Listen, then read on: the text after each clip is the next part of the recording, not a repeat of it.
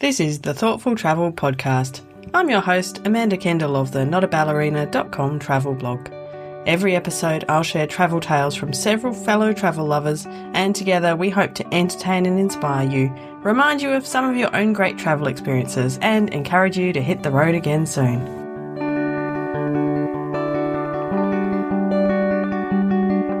Hello and welcome to episode 399 of the Thoughtful Travel Podcast. Today we're talking about the impact of childhood travel. I'd like to pay my respects firstly to the Whadjuk people of the Noongar Nation where I'm recording this podcast. Regular listeners will definitely know that my own childhood travels have shaped my personality and my life in many ways. If you followed my Van Life Diaries series last year, you'll know that we had 6 months in a camper van in Europe when I was 9, and it was a life-changing trip. And in hindsight, that trip both cemented in me a huge love of travel, but especially budget travel and slow travel. So along with, of course, a really overdeveloped curiosity about the world and how people live. And I've just, always been wanting to know more. And hopefully I learnt to never judge, but to be very curious about similarities and differences. And of course, in the past, I've often mentioned how I think my son, who's now 16, has been shaped as well by his travel opportunities. He's been a very lucky kid, often travelled with me, but he's also, for example, had a trip with his soccer team and coaches to the UK when he was 13, and with his father to visit relatives in Germany and Switzerland at 14. So, pretty formative experiences. Very, very lucky kid, but he does know he's lucky, so I think it's okay. But I've definitely seen him learn so much from it. He's, I think, a particularly open-minded teenager, and he's got a really high level of kind of general knowledge about the world and politics and history and geography, and I really can't wait to see the impact of his childhood travels on him as an adult. Not far off now. So in this episode, I have 3 guests who are reflecting on how being taken travelling as kids, or in one case actually just growing up entirely abroad in multiple places, shaped who they became as adults. First up, I chat with James Ward of Rewild Safaris, and he tells me about his first ever trip to Africa as a teenager. That first night, I was with my brother. We were in a bush camp, and the animals all around us, and the two of us didn't sleep. And he was 14, I was 15, macho teenage boys, and we did not sleep. And it was funny. The two of us, I couldn't move, just nervous. You just heard the lions, you heard the animals walking by, and it's amazing. And then you get up the next morning and realize we're in this. Right. And it was every night like that and every day. And you get more comfortable, but that adventure and that uniqueness. And you tell people, when I tell people you go on a safari or you go to these remote places, you're in a tent, they think they're in a pop tent. And you're like, you're actually glamping, but you are in it. And for me, it's about, I tell everybody, you want to be in that. You don't want solid walls. You don't want to be on the 4th floor of some lodge somewhere. You want to be in a tent on the ground and truly appreciate that experience. I actually told that story at my brother's wedding in the best man speech. That's what has attracted me and kept me in traveling since that point, first just for fun and for photography, and then as a profession and helping other people to experience it. And people ask me all the time, what's my favorite part about what I do? It's when I get my travelers to come and tell me those stories. What else do you remember from the early days of that trip that was obviously so different to anything you'd done before? I mean, the remoteness, again, seeing the communities. At that time, so we were in the Serengeti. And at that time, the Maasai still lived in the Serengeti. And so I remember distinctly, it was a time when the Moran, the Maasai warriors, were being circumcised. And so you would see them painted different. I think it's over a 5 or 7 year age group that does it, because I do it once every 5 or 7 years. And just seeing that and understanding and learning the culture. And again, just seeing how the Maasai, a nomadic community, right? And at that point, they were more nomadic than they are now. And this was 37, 38 years ago. Comes from the U.S., nomadic. I mean, you read about it in history books with our Native Americans, but not seeing it and realizing, wait, people live like this. And so seeing that culturally, and then on that trip, we ended up flying from Tanzania to Rwanda and did the mountain gorillas.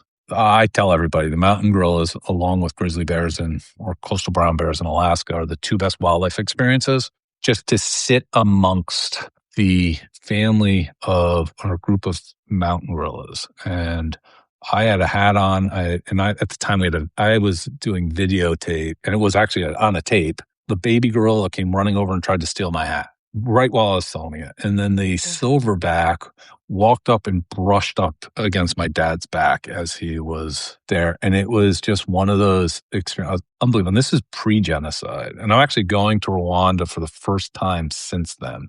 And I'm really looking forward to it. I'm bringing my daughter. And it was also my first trip obviously my whole family was there, but it was with my father. And he would go on safari once a year. But this was the first time with him. And I've probably been on 10 plus, 15 plus safaris with my father. So it just became the start of something special with my father. He was a photographer as well. He was an amateur, a very good amateur, but that was what got me into being a wildlife photographer and really ended up spurring me to do what I do now. So those are all the great memories of it. When I started doing the safari business, my first safari was in Tanzania. And in our house, we had a picture from that family safari of all of us sitting on this rock wall with just this plains behind us. I forgot where we had taken the picture. And I always looked, I was like, where was it? Where was it? And literally we walk into this, we went to lunch in Tarangire National Park. And I walked in, I'm like, oh my God, that's exactly where we were. Wow. So I had the people I was with take a picture of me on that wall. And I sent it to my family. All the different photos from it, from our trekking up the gorillas on that trip. Yeah, that is I'll never forget that trip. And it obviously has stuck with me to do what I do. Obviously, James's childhood experiences of travel in Africa had a huge impact on his whole career. Who knows where he would have ended up in life otherwise? My next guest is Tim Geisler, who not only travelled extensively as a child, but lived in several different countries as well. You might guess that had a pretty significant impact, but let's hear what Tim has to say. My parents were avid travelers and kind of global nomads. And so they actually met in Lebanon during the 6-Day War when they were evacuated to a bunker in the U.S. Embassy. And they had both been kind of traveling around Lebanon in these VW vans and been going through Iran, Iraq, and Egypt, back in the late 60s, kind of when all the hippies were traveling. I was actually born in Morocco and lived in Morocco till I was 10, then moved to southern Spain. And during that time, my parents, it was always kind of crazy travel. My parents would be like, okay, it's spring break. Let's drive across the Sahara for 2 weeks. And it was like, sure. Wow. Or, summer times it was like, let's go to Portugal or let's drive up to Switzerland. My dad was an English teacher at the university in Morocco. So we'd had months off and we would just travel. We'd get in the car and go. So I grew up just having a ton of adventures, and my parents kind of set the stage for me that, travel is just an amazing way to see the world, just experience other cultures. And it's always been a part of who I am. I think I was pretty fortunate to grow up in that way, traveling kind of extensively.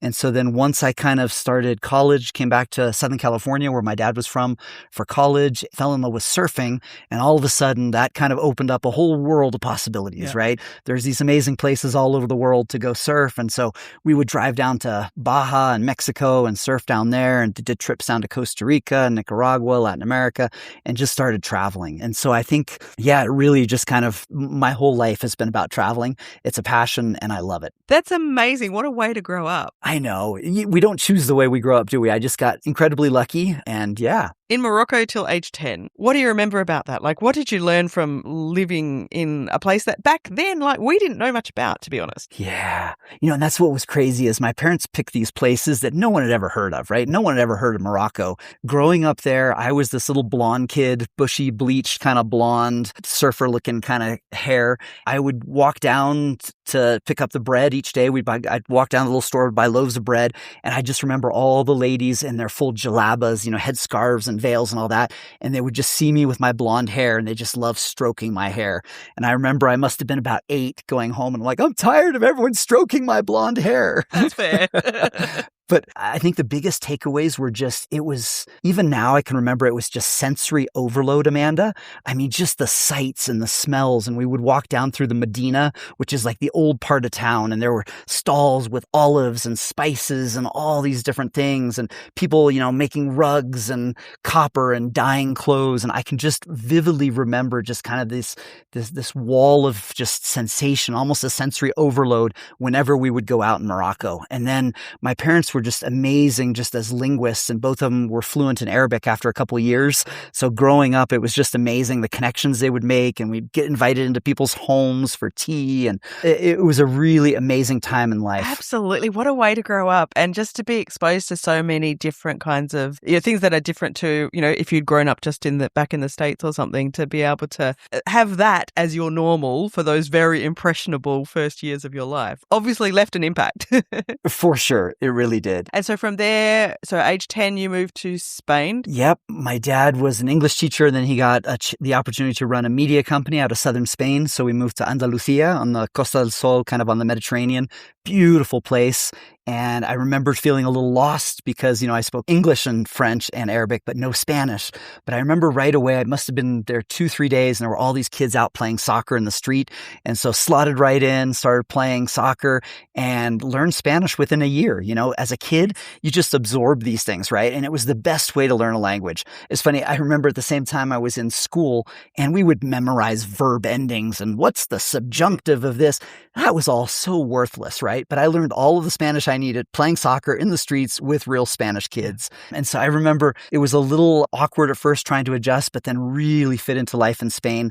Love the Spanish culture. They're all about people and family. Love kind of the schedule. You go out till late at night. Everyone's strolling around the street at midnight. The food is amazing. Really fond memories of Spain as well. That's amazing. And were you in Spain then until you moved back to the States for college? I was there till I was 18, and then kind of was like, well, I'm American. Let's move back to California. I thought I was American and went to a university there and realized after about the first week, like, well, my parents are American, but I sure am not like a lot of these folks. I didn't know all the kind of current sitcoms and music and all those things. So it took a little while to kind of adapt. But again, I just remember thinking, wow, the wealth of experiences I'd had was incredible at that point. To be 18 and have traveled, all over the world already, I was pretty fortunate.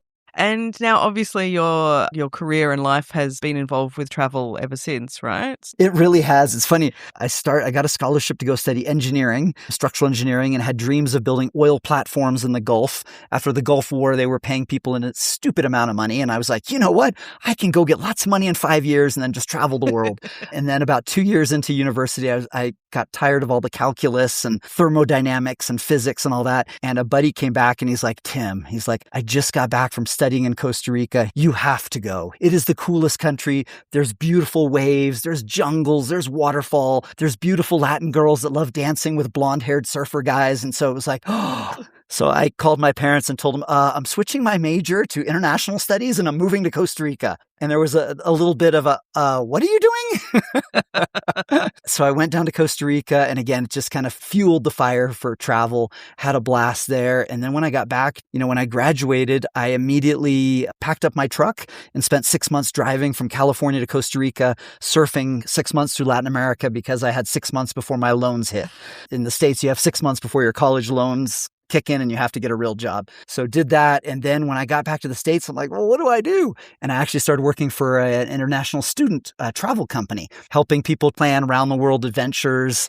And that was really kind of cool. And it was a good fit for a while. And then I grew up and kind of became a teacher for a while. And then, eventually ended up working in international nonprofits and then ultimately kind of a sailing school, but lots of twists and turns in there, Amanda. But it sounds like most of those twists and turns were definitely influenced by your travel-based upbringings. Oh, hugely. I don't think I could ever quite fit in a cubicle, for 35 years, a windowless cubicle. Yeah. No, same. I can only imagine that when you rang your parents to say, I'm switching my course, they were probably not that surprised. You know what? It's funny because they were shocked, but really coming from them, they shouldn't have been, right? No. They basically enabled this whole thing by bringing you up in such an international way. It's really true. And it's funny. I later had to point out to my parents, my dad had a full ride scholarship to study law at a prestigious university in California. And instead, he tossed that away and went traveling at 18 in Europe, in a VW van. So, it was part of my DNA, I guess. Lucky for my own son, I don't really have any particular wish for him to settle down in a respected occupation. I'm just happy for him to find his own path, so I won't be at all surprised if he takes off someday. In fact, actually, I'd be much more surprised if he settled down and barely left Australia, so we will see. My final guest is Theodora Chatzipavlidis, who, despite being part of a big family, was also still exposed to a lot of travel as a child. As you grow up, you find it normal the way you grow up and you don't question it. And lately, the more I go into the meeting people from the travel industry and all of this, I'm like, yeah, actually, I traveled a lot as a kid, and some people are like, oh, that's not usual. It's like, what do you mean? So, yes, my parents, we are five kids, and I'm so grateful for my parents that they never ever said we're gonna save money and not do this trip. They were always taking all the five kids with them, since I can imagine and think. And they took us to the States, they took us to Dominican Republic. We did a van tour around Germany. My dad even bought a van, and he was so travel obsessed, as well as my mom. I traveled multiple times to Greece, and actually my very first flight I took with 2.5 weeks, which is insane. And I think it's even dangerous for babies. But that's very young. Really. And it was a plan from my parents because we are Greek, but we grew up in Germany. I grew up in Germany, not my parents. And they wanted to move to the States. So we have family in New York. And my mom was super pregnant. They went to New York City. They gave birth. And then they took me back in 2.5 weeks. So I think it was already planned inside my DNA. That's crazy. Right? And I'm happy about that, because I'm the same. I spend my money on travel or on my own startup, but mainly really it's I don't think twice about it. Traveling with 5 kids, so 7 of you traveling together, that's a huge, that's just a lot of logistics, let alone the expense. Do you have a favorite journey or a favorite trip from when you were relatively young? I really remember when we were in Dominican Republic and I was young, and my parents also loved to dance, and we were dancing with animators there. I was doing bracelets in my hair. I was still going to kindergarten. So it's a really vivid memory in my mind that I will never forget, I guess. Also my parents dancing salsa and everything. So I just have a lot of energy, which is great. The funny fact was my grandparents also came with us to the States quite a couple of times, and also the sibling of my dad and her kids. So it was, I don't know why this family, because maybe we moved a lot through our ancestors because we needed to due to war and everything. And I think this is somehow still in our bloodline. Or maybe it's a human thing, right? We were nomads. We are nomads, basically. And I'm glad and happy they did this to us. So obviously you still love to travel, but what about your 4 siblings? Are they the same? Good question. I never reflected on that. I mean, yes and no. So my 2 older brothers, they have family, they have 4 and 2 kids. They're more in they're still traveling. They're taking the whole family with them. But I think the responsibilities changed since I don't have a family. I'm still on my own. So it's different level, but they still love to do it, and they love to spend money on it as well. And also my sister, she's she moved to London, then she moved to Athens, then she is about to move to Mykonos. She's also on the way. My little brother would love to travel more, but he's afraid of solo traveling, and he cannot travel by himself. This is what he found out the last month. And he was like, Theo, I don't know how you do it, but I just feel strange and overwhelmed, and I don't want to go back. So I think he would also travel more if he would overcome it. So obviously this has impacted your adulthood in many ways, and including your work? Absolutely, because when you're becoming a teenager and you get older, it's not so cool anymore to travel with your parents, which now I love. I'm like, when are we going on a trip again? But when I was 20, I was feeling I want to go out. I finished my school and I was like, I'm going to go to the States. I have random thoughts in my mind and then I somehow act on them. And then they work out either or another way. And I found an internship in the States. I went to the States for 6 months. I worked there. I came back and I was like, how can I escape in a way again from Germany and from my parents' house? And then I studied 1 year in Mexico. And then I came back again. And during COVID, I was like, I cannot do this anymore. I traveled through Europe 6 months.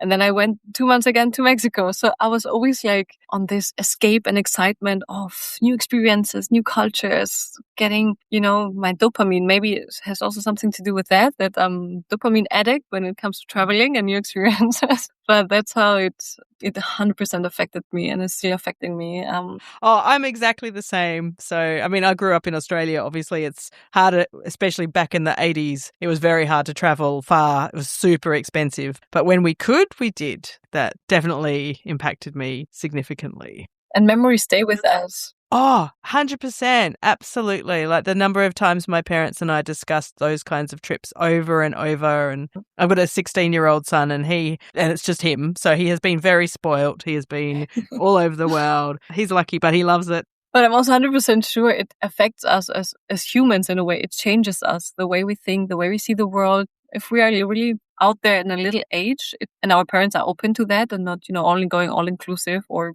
it really has a positive effect on us. So, I'm really curious how your son will be when he's older. So, of course, I totally agree with Theo that travel has such a positive effect on children. Actually, if you're listening to this episode a few years down the track, like people often do, then do check my newer episodes. Perhaps I've given an answer to the real impact that travel has had on my son as he became an adult. Anyway, thank you very much for listening to episode 399 of the Thoughtful Travel podcast. Big thanks to my guests for sharing their great stories. Firstly, I chatted with James Ward of Rewild Safaris, more about their trips at rewildsafaris.com. Next, I chatted with Tim Geisler of Nautilus Sailing and more about what he does at nautilussailing.com. And lastly, I chatted with Theodora Chatzipavlidis. Theo has a great app called velout.app, perfect for solo travellers. In the show notes, I'm also going to leave some links to past episodes on similar topics in case you're curious. Back in episode 94, I talked about how travel changes kids. And in episode 275, I talked about how kids are shaped by travel. I'll also leave a link to my Van Life Diaries series if you didn't catch that last year. One of my favourite things I've done on the podcast. Don't forget to come and share your thoughts. Come to the Facebook or LinkedIn groups for Thoughtful Travellers. Just search for Thoughtful Travellers on those platforms. And join a couple of thousand subscribers to our newsletter at thoughtfultravel.substack.com. All of these links and more will be in the show notes. And for this episode, you can find them at notaballerina.com/399. As always, thank you so much for listening.